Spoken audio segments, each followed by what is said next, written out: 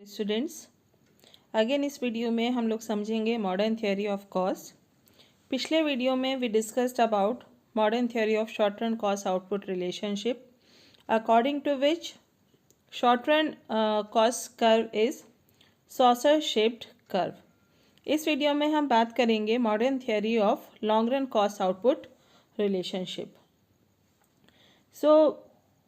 जो modern theory के हिसाब से, मॉडर्न थ्योरी ऑफ कॉस्ट के हिसाब से जो लॉन्ग रन एवरेज कॉस्ट है कर्व है, that is of L shaped. जब हमने क्लासिकल या ट्रेडिशनल थ्योरी ऑफ कॉस्ट हमने पढ़ा था तो उसके हिसाब से जो long run average cost curve है वो यू शेप्ड होता है, पर मॉडर्न थ्योरी ऑफ कॉस्ट के हिसाब से जो long run average cost curve है that is of L shaped, and it implies that in the beginning when output is expanded through increase in plant size and associated variable factors, cost per unit falls rapidly due to economies of scale।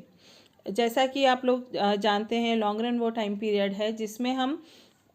पूरा scale जो है उसको change कर सकते हैं। हम हमारे fix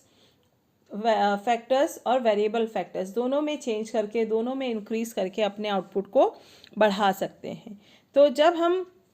output को एक्सपेंड करते हैं through increase in variable and fix factor, जो कॉस्ट पर यूनिट है वो तेज़ी से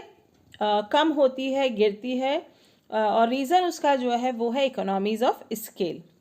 और उसके बाद जब एक लार्ज स्केल ऑफ आउटपुट को हम अचीव कर लेते हैं, उसके बाद भी जो लॉन्ग रन एवरेज कॉस्ट है वो बढ़ती नहीं है, या तो वो कांस्टेंट रहती है या वो बहुत ही धीमी रेट पे घटती रहती है।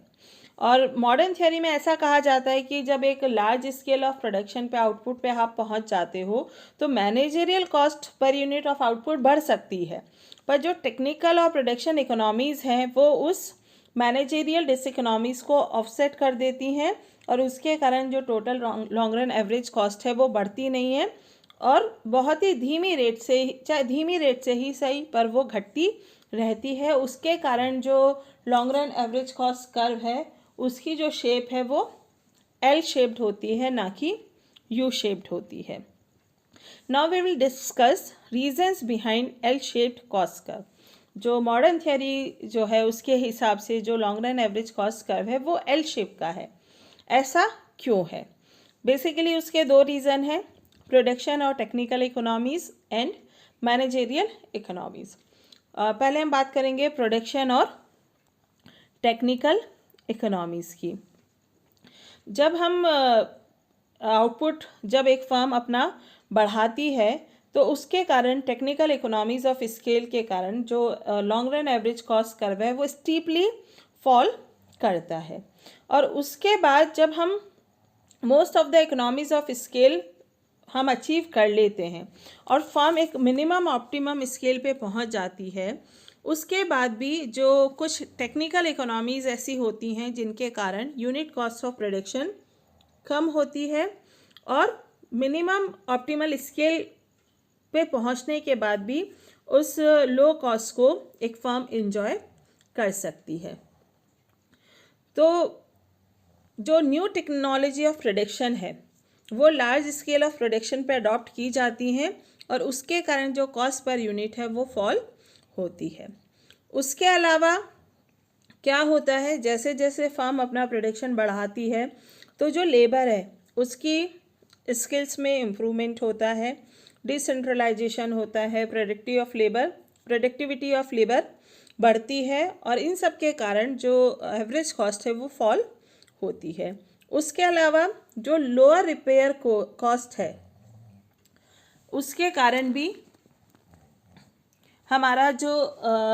लॉन्ग रन एवरेज कॉस्ट है वो मिनिमम ऑप्टिमल स्केल अचीव करने के बाद भी कम होती रहती है। और कई बार क्या होता है, एक फर्म जो इक्विपमेंट्स या मटेरियल जो वो अपने प्रोडक्ट को बनाने के लिए ख़रीद रही थी वो खुद ही प्रोड्यूस करना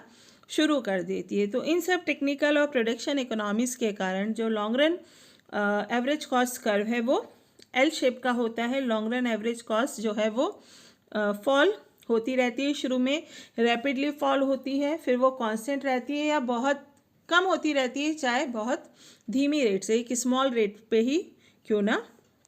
हो। और पहले ऐसा क्या लगता था कि जो टेक्नोलॉजी है वो उसमें जल्दी से चेंज नहीं होता है, पर आपको पता है, ये हम जानते हैं कि जो टेक्नोलॉजी है वो बहुत ही रैपिडली चेंज होती रहती है और उसके कारण हमें लॉन्ग रन में जो एवरेज कॉस्ट है, जो पर यूनिट कॉस्ट है, वो हमें कम पड़ती है। उसके अलावा एक कंसेप्ट है लर्निंग बाय डूइंग। जैसे जैसे किसी काम को हम करते जाते हैं, उस काम को करने में हमें एक्सपर्टीज़ आ जाती है, उस काम को हम अच्छी तरह से करना सीख जाते हैं और उसके कारण जो हमारा एक्सपीरियंस है या हमारी जो एक्सपर्टीज़ है वो हमारी जो कॉस्ट है उसको कम करने में हेल्प करती है। सेकंड जो रीज़न है जिसके कारण long run average cost curve हमारा एल शेप्ड होता है as per modern theory, that is development of appropriate managerial techniques. जब हम ट्रेडिशनल कॉस्ट थियोरी की बात कर रहे थे तो जो rising part of the LAC है, यू शेप में जो राइजिंग पार्ट ऑफ LAC है, उसका रीज़न था difficulties in management, supervision, coordination and control, और जिसके कारण जो cost unit the unit cost of production थी वो बढ़ती थी। पर अभी क्या है कि जो मॉडर्न मैनेजमेंट साइंस है वो हर प्लांट साइज़ के लिए डेवलप हो चुकी है और जो मैनेजमेंट टेक्निक्स हैं वो भी अब नई नई आ गई हैं और उनके कारण जो efficient working of the firm है वो प्रमोट हो रही है। तो और क्या होता है कि हो सकता है कि एक बहुत लार्ज स्केल पे हमारा जो मैनेजरियल कॉस्ट है वो बढ़े, पर मैंने आपको ये बताया कि ये जो इंक्रीज इन मैनेजरियल कॉस्ट है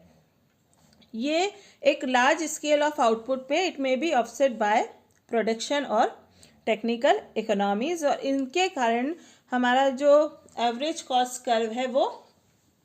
एल शेप का होता है, ना कि यू शेप का होता है as per modern theory of cost. Now we will ये जैसे ये ग्राफ हम देख सकते हैं long run average cost curve के लिए मॉडर्न थियोरी के हिसाब से एक्स एक्सिस पे हमने आउटपुट लिया है और वाई एक्सिस पे हमने लॉन्ग रन एवरेज कॉस्ट लिया है। जैसे जैसे हम लार्ज स्केल पे प्रोडक्शन शुरू करते हैं तो इकोनॉमीज़ ऑफ स्केल के कारण हमारी जो कॉस्ट है वो रैपिडली फॉल हो रही है। जब मिनिमम ऑप्टिमल स्केल एक फर्म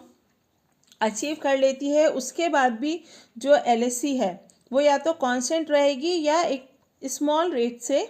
डिक्रीज